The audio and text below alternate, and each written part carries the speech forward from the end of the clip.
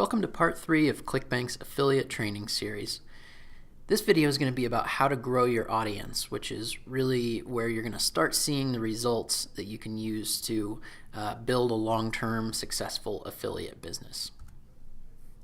So the first step in growing your audience is to really do your research. Just like we did when we looked at how to choose your niche, you need to really understand who is the audience that you're going to be speaking to and promoting products to.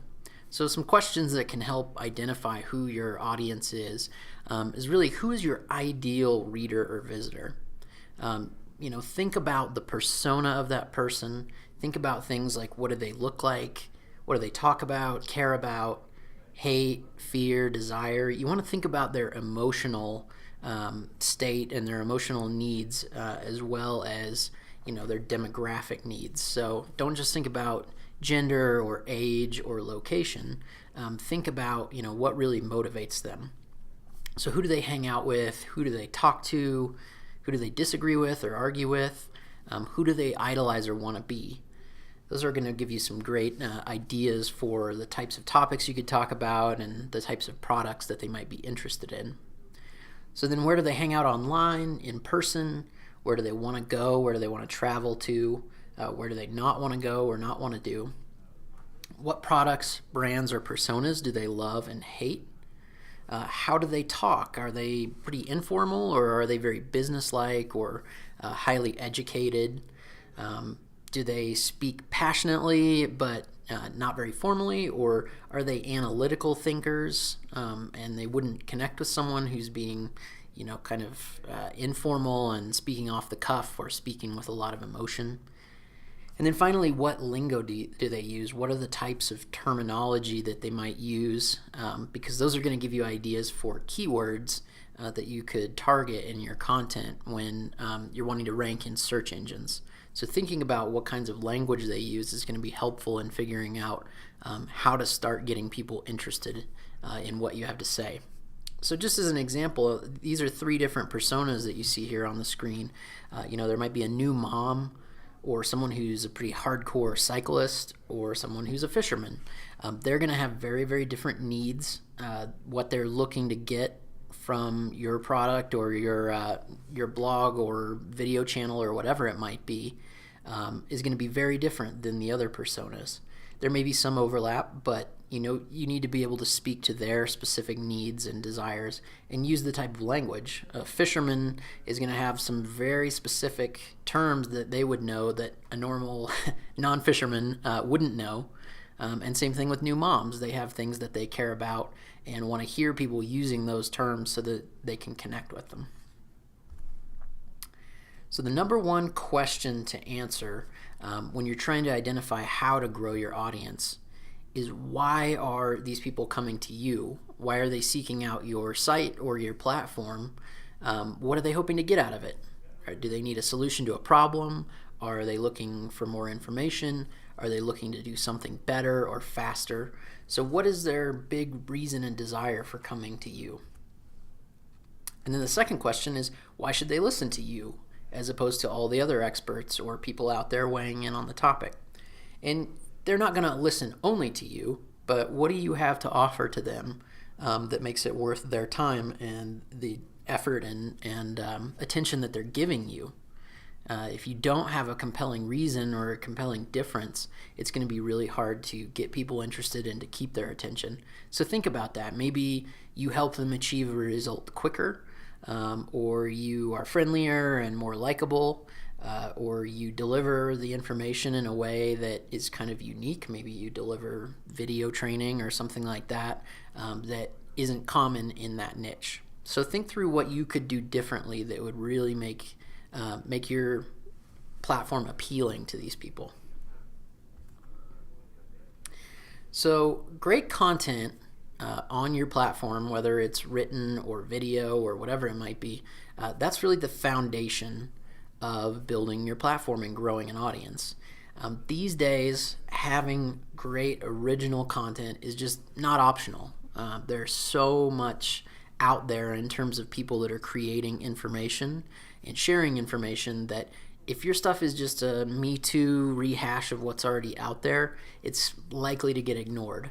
So having great original content is really just sort of the price of entry into becoming a successful affiliate, but it's not what's going to take you over the top and make you hugely successful. So your content, to be able to connect with people and be helpful for people, needs to be honest. It needs to be valuable, and there are a lot of different ways you can define value, but basically don't waste people's time. Give them something that's actually useful and that they're going to be glad that they took the time to consume it. Otherwise, you're going to lose them, and they're probably not going to come back and give you another chance. If it's possible, deliver the information in multiple formats. So, maybe do some text blogging or do video or do a podcast. But if you deliver it in different ways, you have more opportunities to reach people where they are and how they like to consume the information. The next one is make it as short as possible, but no shorter. People don't have a lot of time online. There are a million things competing for their attention. So you want to say things as concisely as you can, but don't make it so short that they don't actually get anything useful and valuable out of it. And then above all, make it results oriented. That's what's going to really resonate with people and get them liking it and wanting to come back to you and recommend you to their friends, which is going to help grow your audience, is if you can actually deliver a result for them. If they read it and just say, yeah, that's interesting, but there's nothing I can use here, then they're likely to go away and not necessarily come back. So you want to deliver some kind of result, and then they're going to tell other people about you and be really committed and excited about promoting you. So one of the things that can really set you apart and make you stand out in your niche is having a personality. And there are a lot of different ways you could go with this, similar to how we talked about personal brand versus business brand. But you want to think about what's your personality when you're speaking to your audience, and is it the right personality for them? So a couple examples here. Jim Rome, who's a sports analyst and talk show host and things like that. He's very opinionated. His kind of catchline is have a take. So that's true for your personality as well. You need to have a certain opinion or certain angle on things that lets people identify with your point of view or disagree with you and say, this guy's not for me. What you don't want to be is everything to everyone, because then you end up being boring and no one is excited to follow you or hear from you or to argue against you.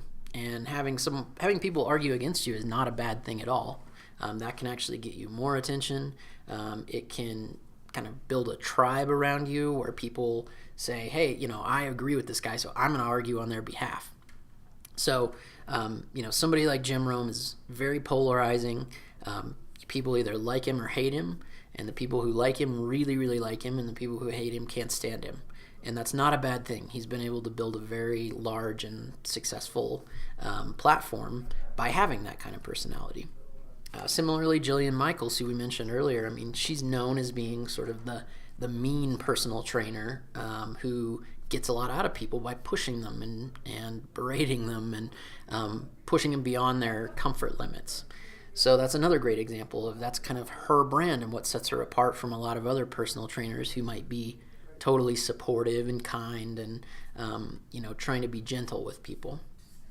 But just so you don't think that you have to go the angry, loud route or be the mean person in the space, then you got somebody like Rachel Ray, who is in the cooking space, and that's a really crowded niche. There are lots of professional cooks and chefs out there that are trying to teach this stuff, but her take was kind of being the friendly girl next door, not being too fancy or complicated, keeping things simple, and tons of people can identify with that because they don't want to be a snooty professional chef. They want to just have fun cooking and enjoy it and love it. So you can take that route too and be the friendliest person in your industry and be someone that people can identify with and really like. So earlier we talked about building a brand and how important that was. And I just want to reiterate that here when you're trying to grow your audience, that even if your brand is casual, you want to look professional. So that would be things like having a custom logo made, which can be really inexpensive. Getting a premium or custom WordPress theme like we talked about. having images in your posts, and there are stock photo sites that you can get those from. You can do Creative Commons free image searches to find things to use. So there are lots of sources of pictures. I mean, you can take your own photos and use those, and that's a great way to personalize your website. Having branded social media pages that sort of reinforce that brand and tie your image and your brand across all the different platforms and social media networks. And then having a real email address or URL. So instead of having your name at gmail.com, having your first name at yourdomainname.com. So that's a good way to make your brand look professional and make you trustworthy and that people will take you seriously. So here's some examples I wanted to show you of people who've done a really good job of building really professional looking platforms. So this first one is Pat Flynn of smartpassiveincome.com. His is fantastic. I mean, he uses similar colors and imagery across his whole site. He has the whole "Hello, my name is Pat," where he introduces himself. And in an industry like internet marketing, which is the space that he's in, there's a lot of anonymity and people are afraid to trust the people that they're seeing there. So he does a really good job of being very transparent and sharing his story so that he's likable and trustworthy. And people love him, and he has a huge following because he is very open and honest in what he does. This next one is a website called nerdfitness.com. It's a great example of both kind of niching it down and also identifying who your audience is and who your tribe is. So, he's saying this is fitness for geeky people that like geeky stuff. So he uses language from video games and imagery from video games, and is very kind of casual and fun instead of being really hardcore fitness. And you can see that he's done a great job of making his site look really professional, tying in color schemes, getting a lot of custom graphics done, and putting his face front and center on there. And then this is a different one. This is a mommy blogger, and she just does a great job of looking very approachable and personable, using a lot of really nice colors and speaking directly to her audience. So there are a lot of different ways that you can go with the personal branding, but what you want to do is make sure that everything you're putting out there is speaking to your particular type of audience and that it all reinforces your trustworthiness and likability. So a rookie mistake that a lot of affiliates make, and I see this all the time, is trying to monetize and make money from your site or from your platform from day one. This is just a bad idea because it ends up that you look like you're trying to make money rather than connect with people or really share a message or share your thoughts.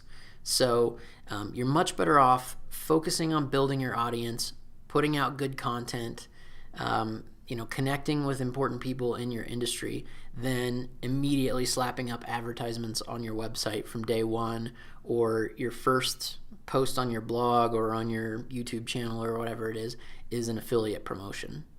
You're going to have plenty of time to make money once you have an audience in place. But if you're trying to make money from people on day one, they're not going to have any reason to trust you or like you or want to come back and listen to you again. They're going to feel like you're trying to take advantage of them. So build an audience first. You can start monetizing relatively early on, but just don't do it right off the bat. I see way too many sites that have ads slapped up in every open spot on their site, and it looks terrible. It looks like someone who's just trying to make money from every visitor. So instead, cultivate that trustworthiness and audience. The next big piece of growing your audience is adding value to the community. And to the community, I mean the community that's in your niche. So you can do things like really participating in forums.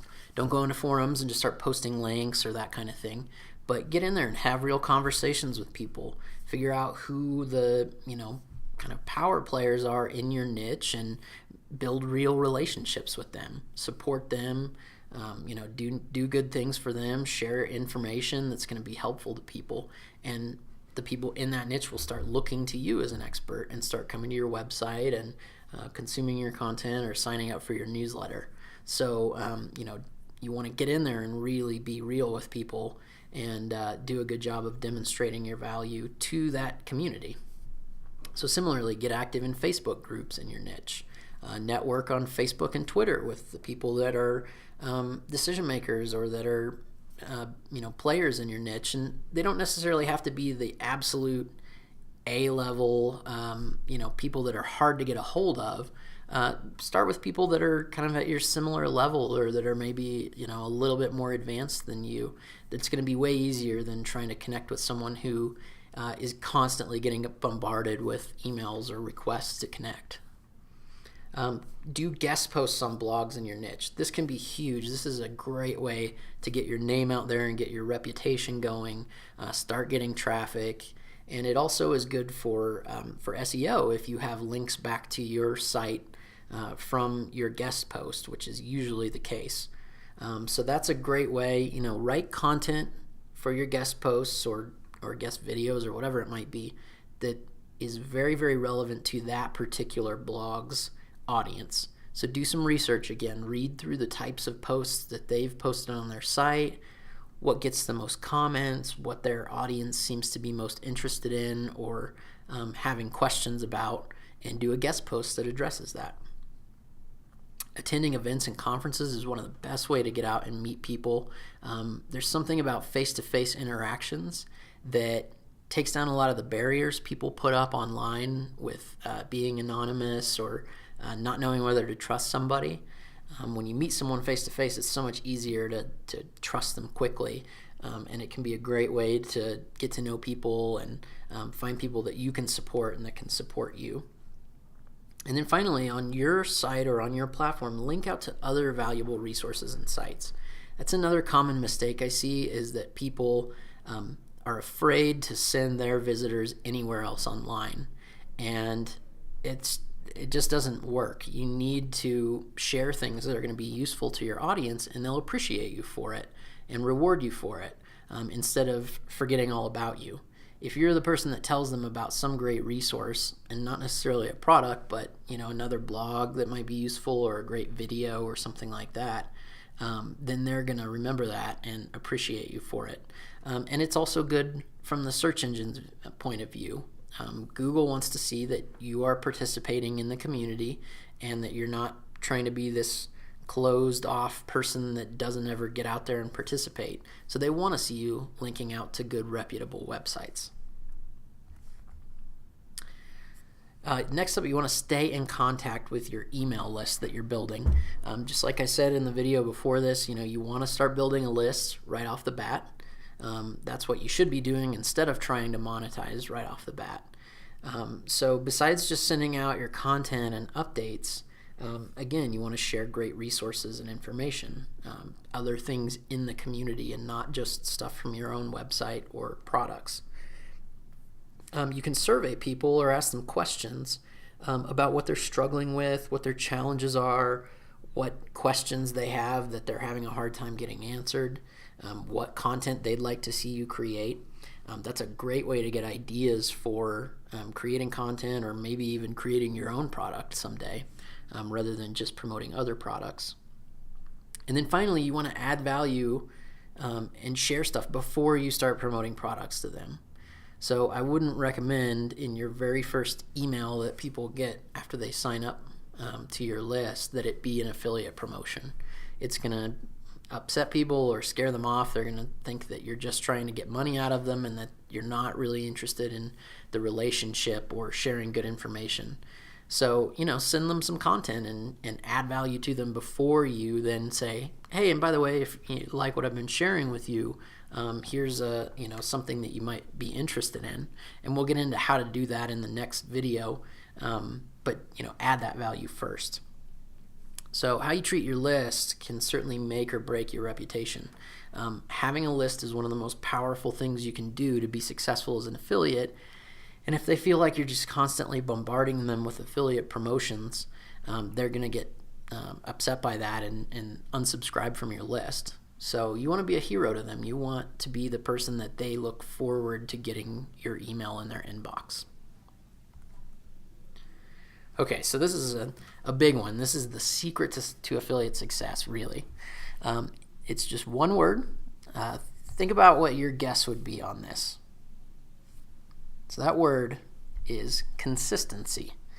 And this is something that seems to be one of the biggest challenges and the biggest places that people fall down when they're starting their affiliate business. Is they get into it, they get really excited, they do a bunch of work for a week or two, and then get discouraged that they haven't made any money yet and give up completely. And it just doesn't work. You're going to have to put in regular, consistent action, even if it's only 10 minutes a day or 15 minutes a day.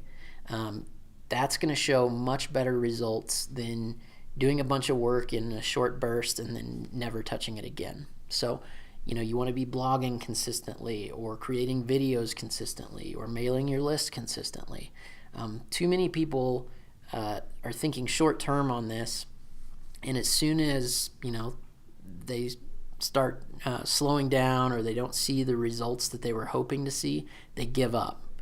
But the people that keep working consistently are the ones that can push through that and actually get the big results and the sustainable results that they're going to be able to see the benefits of for years. So that's it for this video. In the next and final video, we are going to talk about how to actually go about referring products in a way that's going to be successful and is going to make you money. So thanks for watching, and I'll see you there.